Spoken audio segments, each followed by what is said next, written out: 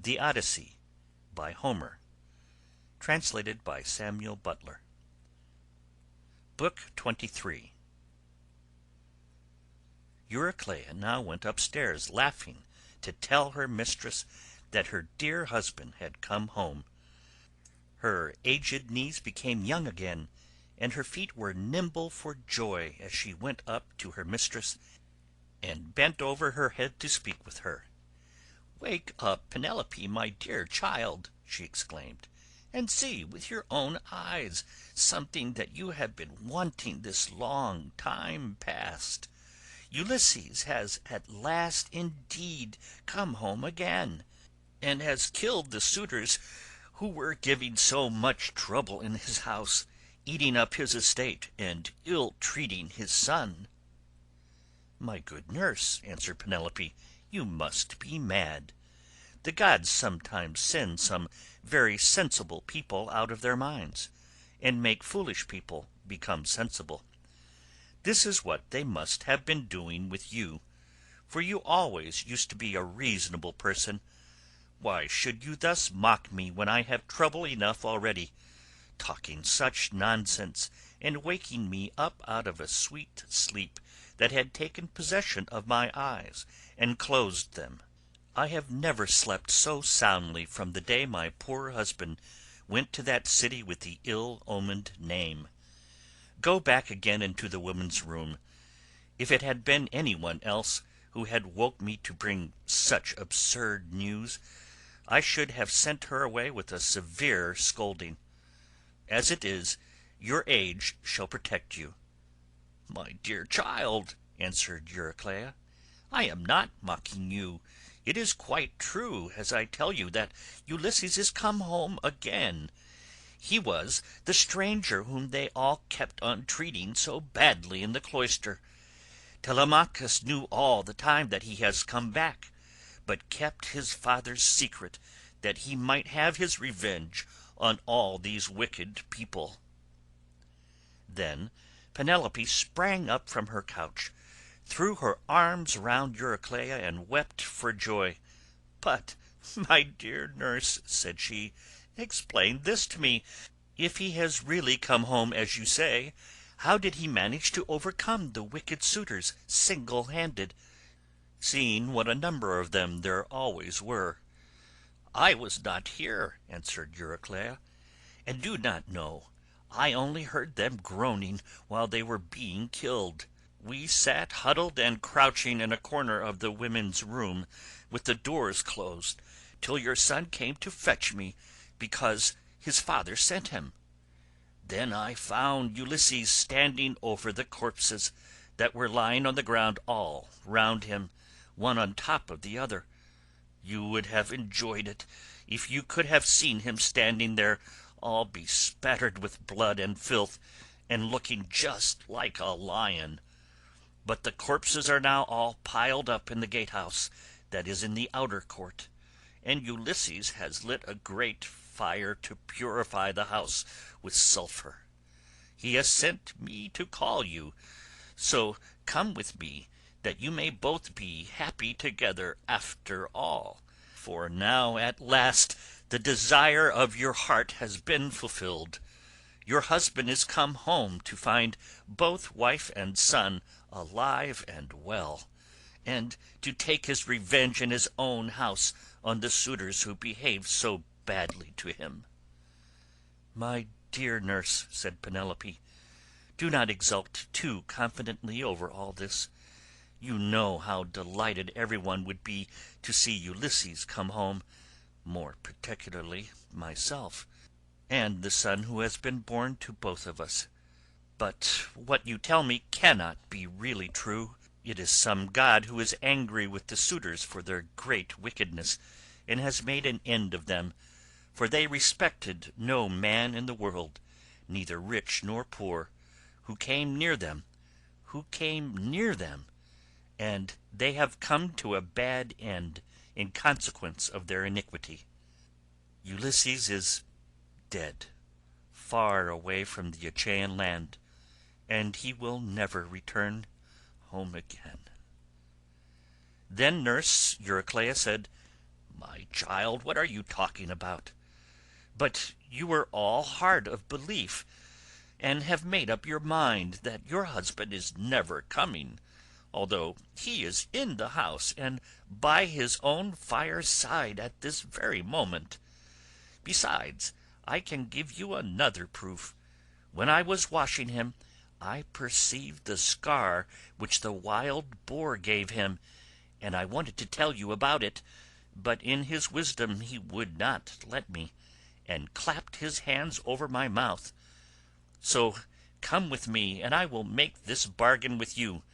If I am deceiving you, you may have me killed by the most cruel death you can think of." "My dear nurse," said Penelope, "however wise you may be, you can hardly fathom the counsels of the gods. Nevertheless, we will go in search of my son, that I may see the corpses of the suitors, and the man who has killed them." On this she came down from her upper room, and while doing so, she considered whether she should keep at a distance from her husband and question him, or whether she should at once go up to him and embrace him. When, however, she had crossed the stone floor of the cloister, she sat down opposite Ulysses by the fire, against the wall at right angles to that by which she had entered, while Ulysses sat near one of the bearing posts, looking upon the ground, and waiting to see what his wife would say to him when she saw him. For a long time she sat silent, and as one lost in amazement. At one moment she looked him full in the face, but then again directly she was misled by his shabby clothes, and failed to recognize him, till Telemachus began to reproach her, and said, "Mother, but you are so hard that I cannot call you by such a name. Why do you keep away from my father in this way? Why do you not sit by his side and begin talking to him and asking him questions? No other woman could bear to keep away from her husband when he had come back to her after 20 years of absence, and after having gone through so much. But your heart was always as hard as a stone." Penelope answered, "My son, I am so lost in astonishment that I can find no words in which either to ask questions or to answer them. I cannot even look him straight in the face. Still, if he really is Ulysses come back to his own home again, we shall get to understand one another better by and by, for there are tokens with which we two are alone acquainted, and which are hidden from all others." Ulysses smiled at this, and said to Telemachus, "Let your mother put me to any proof she likes. She will make up her mind about it presently. She rejects me for the moment, and believes me to be somebody else, because I am covered with dirt and have such bad clothes on. Let us, however, consider what we had better do next. When one man has killed another, even though he was not one who would leave many friends to take up his quarrel, the man who has killed him must still say good-bye to his friends and fly the country, whereas we have been killing the stay of a whole town, and all the picked youth of Ithaca. I would have you consider this matter." "Look to it yourself, father," answered Telemachus, "for they say you are the wisest counsellor in the world, and that there is no other mortal man who can compare with you. We will follow you with right good will, nor shall you find us to fail you in so far as our strength holds out." "I will say what I think will be best," answered Ulysses. "First wash and put your shirts on. Tell the maids also to go to their own room and dress. Phemius shall then strike up a dance tune on his lyre, so that if people outside hear, or any of the neighbours, or some one going along the street happens to notice it, they may think there is a wedding in the house, and no rumours about the death of the suitors will get about in the town before we can escape to the woods upon my own land. Once there, we will settle which of the courses heaven vouchsafes us shall seem wisest." Thus did he speak, and they did even as he had said. First they washed and put their shirts on, while the women got ready. Then Phemius took his lyre and set them all longing for sweet song and stately dance. The house re-echoed with the sound of men and women dancing, and the people outside said, "I suppose the queen has been getting married at last. She ought to be ashamed of herself for not continuing to protect her husband's property until he comes home." This was what they said, but they did not know what it was that had been happening. The upper servant, Eurynome, washed and anointed Ulysses in his own house, and gave him a shirt and cloak, while Minerva made him look taller and stronger than before. She also made the hair grow thick on the top of his head, and flow down in curls like hyacinth blossoms. She glorified him about the head and shoulders, just as a skilful workman who has studied art of all kinds under Vulcan or Minerva, and his work is full of beauty, enriches a piece of silver plate by gilding it. He came from the bath looking like one of the immortals, and sat down opposite his wife on the seat he had left. "My dear," said he, "heaven has endowed you with a heart more unyielding than woman ever yet had. No other woman could bear to keep away from her husband when he had come back to her after 20 years of absence, and after having gone through so much. But come, nurse, get a bed ready for me. I will sleep alone, for this woman has a heart as hard as iron." "My dear," said Penelope, "I have no wish to set myself up, nor to depreciate you, but I am not struck by your appearance, for I very well remember what kind of a man you were when you set sail from Ithaca.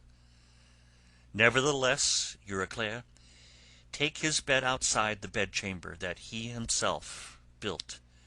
Bring the bed outside this room, and put bedding upon it with fleeces, good coverlets, and blankets." She said this to try him, but Ulysses was very angry, and said, "Wife, I am much displeased at what you have just been saying. Who has been taking my bed from the place in which I left it? He must have found it a hard task, no matter how skilled a workman he was, unless some god came and helped him to shift it. There is no man living, however strong and in his prime, who could move it from its place, for it is a marvellous curiosity which I made with my very own hands. There was a young olive growing within the precincts of the house, in full vigour, and about as thick as a bearing post. I built my room round this with strong walls of stone, and a roof to cover them, and I made the doors strong and well fitting. Then I cut off the top boughs of the olive tree, and left the stump standing. This I dressed roughly from the root upwards, and then worked with carpenter's tools well and skilfully, straightening my work by drawing a line in the wood, and making it into a bed prop. I then bored a hole down the middle, and made it the centre post of my bed, at which I worked till I had finished it, inlaying it with gold and silver. After this I stretched a hide of crimson leather from one side of it to the other. So you shall see I know all about it, and I desire to learn whether it is still there, or whether anyone has been removing it by cutting down the olive tree at its roots." When she heard the sure proofs Ulysses now gave her, she fairly broke down. She flew weeping to his side, flung her arms about his neck, and kissed him. "Do not be angry with me, Ulysses," she cried. you who are the wisest of mankind. We have suffered, both of us. Heaven has denied us the happiness of spending our youth and of growing old together. Do not then be aggrieved or take it amiss that I did not embrace you thus as soon as I saw you. I have been shuddering all the time, through fear that someone might come here and deceive me with a lying story, for there are many very wicked people going about. Jove's daughter Helen would never have yielded herself to a man from a foreign country, if she had known that the sons of Achaeans would come after her and bring her back. Heaven put it in her heart to do wrong, and she gave no thought to that sin, which has been the source of all our sorrows. Now, however, that you have convinced me by showing that you know all about our bed, which no human being has ever seen but you and I, and this single maidservant, the daughter of Actor, who was given me by my father on my marriage, and who keeps the doors of our room. Hard of belief though I have been, I can mistrust no longer."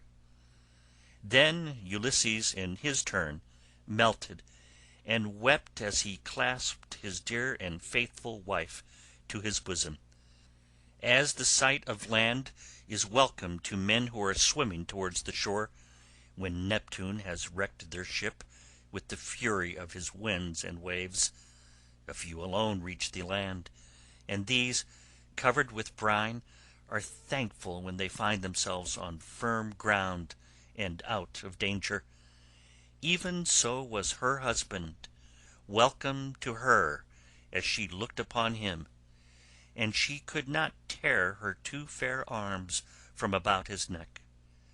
Indeed, they would have gone on indulging their sorrow, till rosy-fingered morn appeared, had not Minerva determined otherwise, and held night back in the far west, while she would not suffer dawn to leave Oceanus, nor to yoke the two steeds Lampus and Phaeton, that bear her onward to break the day upon mankind.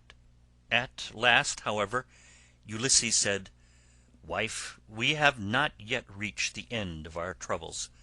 I have an unknown amount of toil still to undergo.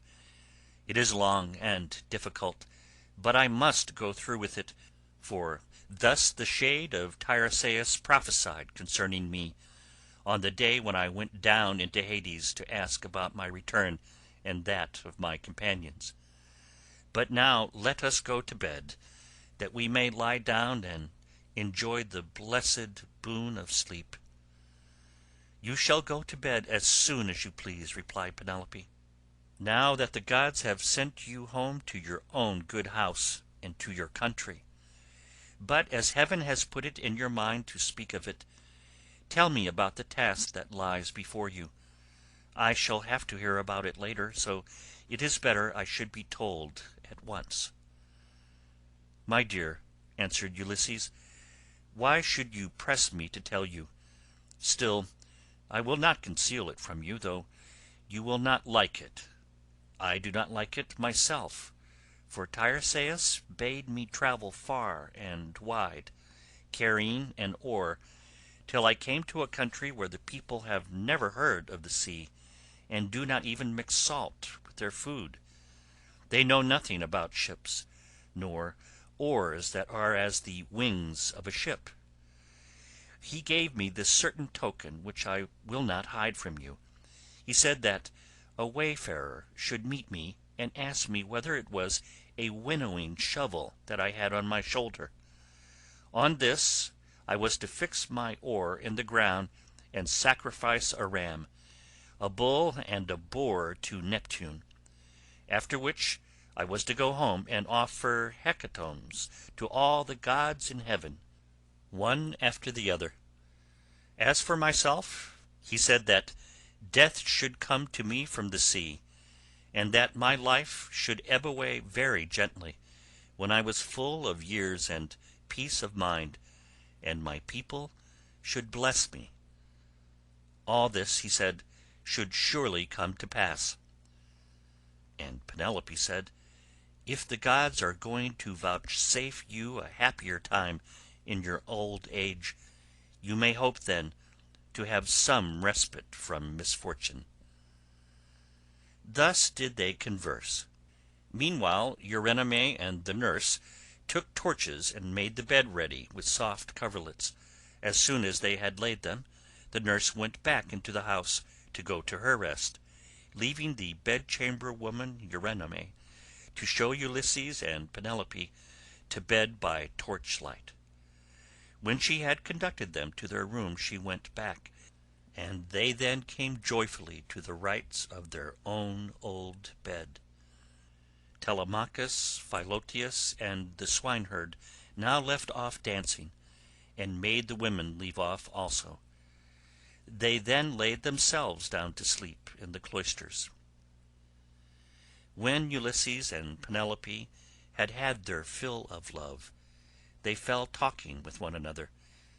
She told him how much she had had to bear in seeing the house filled with a crowd of wicked suitors, who had killed so many sheep and oxen on her account, and had drunk so many casks of wine. Ulysses, in his turn, told her what he had suffered, and how much trouble he had given to other people. He told her everything, and she was so delighted to listen that she never went to sleep till he had ended his whole story. He began with the victory over Cicons, and how he thence reached the fertile land of the lotus eaters. He told her all about the Cyclops, and how he had punished him for having so ruthlessly eaten his brave comrades.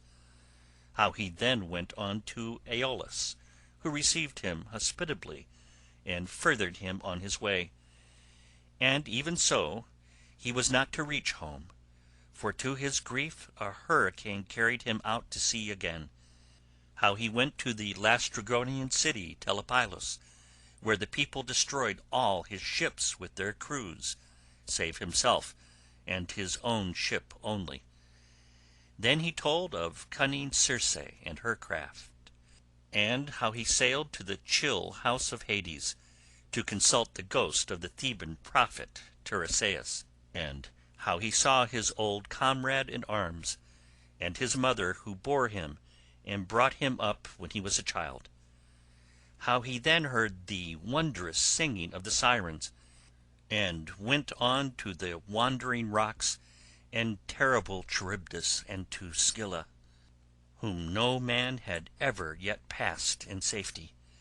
How his men then ate the cattle of the sun god, and how Jove, therefore, struck the ship with his thunderbolts, so that all his men perished together, himself alone being left alive.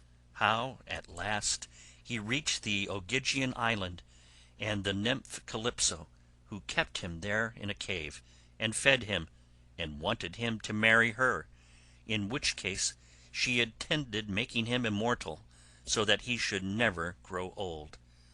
But she could not persuade him to let her do so.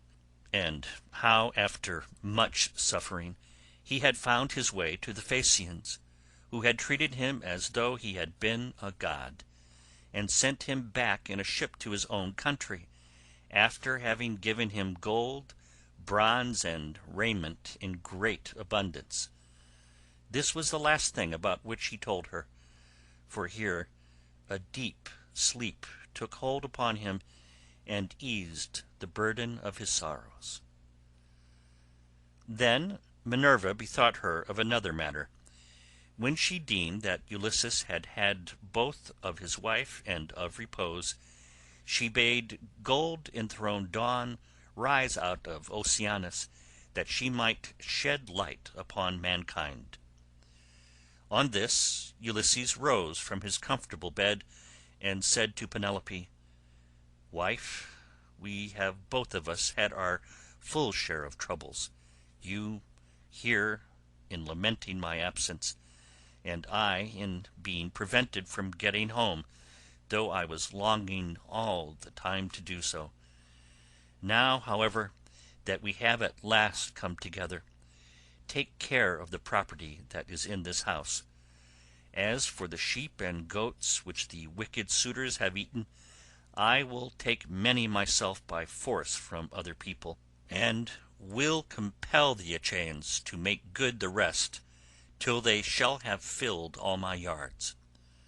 I am now going to the wooded lands out in the country to see my father, who has so long been grieved on my account, and to yourself I will give these instructions, though you have little need of them. At sunrise it will at once get abroad that I have been killing the suitors. Go upstairs, therefore, and stay there with your women. See nobody, and ask no questions." As he spoke, he girded on his armour. Then he roused Telemachus, Philoetius, and Eumaeus, and told them all to put on their armour as well. This they did, and armed themselves. When they had done so, they opened the gates and sallied forth, Ulysses leading the way. It was now daylight, but Minerva nevertheless concealed them in darkness, and led them quickly out of the town. End of Book 23.